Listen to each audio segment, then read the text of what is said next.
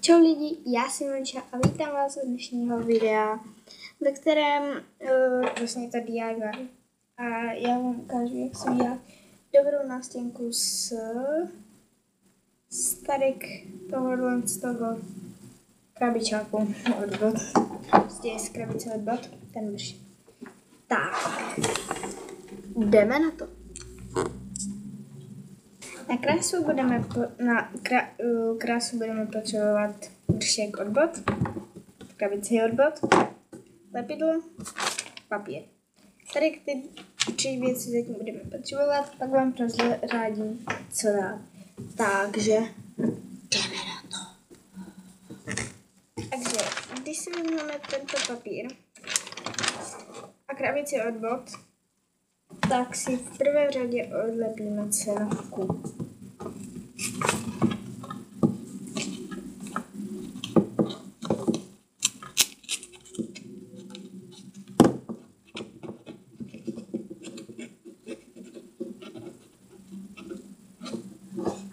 Dobrý, tady tohle nemusíte vidět, takže se vám ozvu, až to budu mít. Takže napatláme celou tady tu stranu lepidlem a ještě tady ty a tady ty. Pak na to přilepíme papír. Takže OK.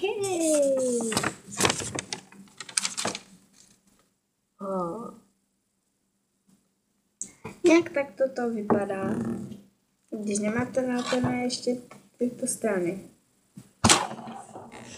Takže zase se vám ozvu, až to bude. Bez výsledek. OK. Tak. Jak takto má vypadat. Tak vám řeknu. Co dál na to budeme potřebovat, akorát si to potřebujeme nachystat, takže za chvíli.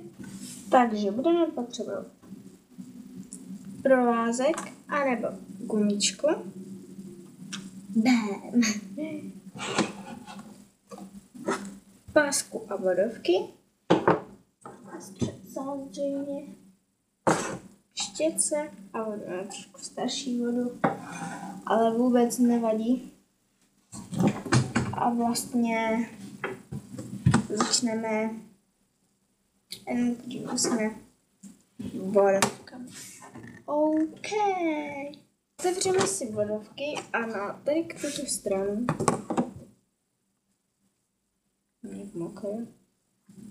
ty vodovky nablácáme. Zase to je jako výzva, protože tady mám pozadle dělaného, takže jsou to prostě ale nevadí, takže jdeme na to. Když máte hotovo, tak to může vypadat nějak takto. Když jste si vybrali krásně šedou barvu, tak po zaschnutí to vypadá nějak takto. Tak, a teď začneme s provázkama anebo s gumičkami. Je úplně čistě na vás, co si vyberete. Když budete používat gumičky, nebudete používat pásku. Takže to bude vypadat nějak takto. To je jak struna normálně u kytary. Takže vlastně takto. A nebo když máte provázek, tak si to zase můžete dát také tak.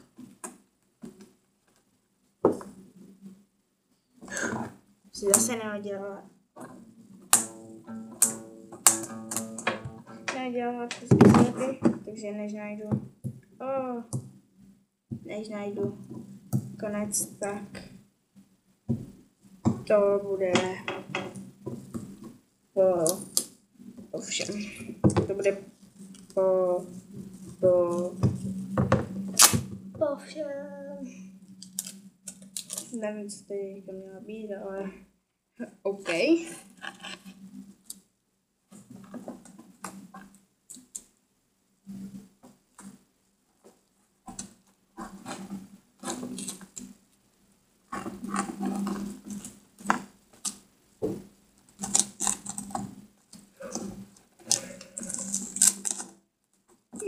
konečně jsem přelepila tento kus. Takže buď tady tohle je provázek, ten je méně účinnější, jednička je víc a vy si můžete i zahrát.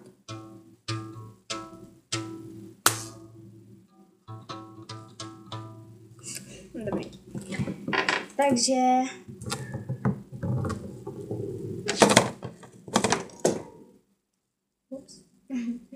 Takže tady tohle. A teď vám řeknu, co budeme potřebovat dál na naší. Takže jdem na to. Dále papír a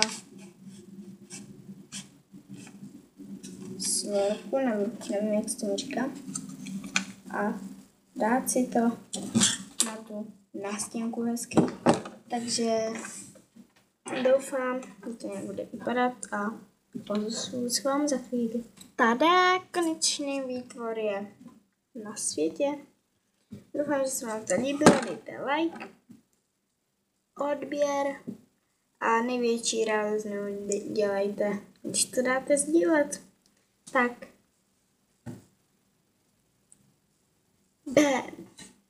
Čau u dalšího videa.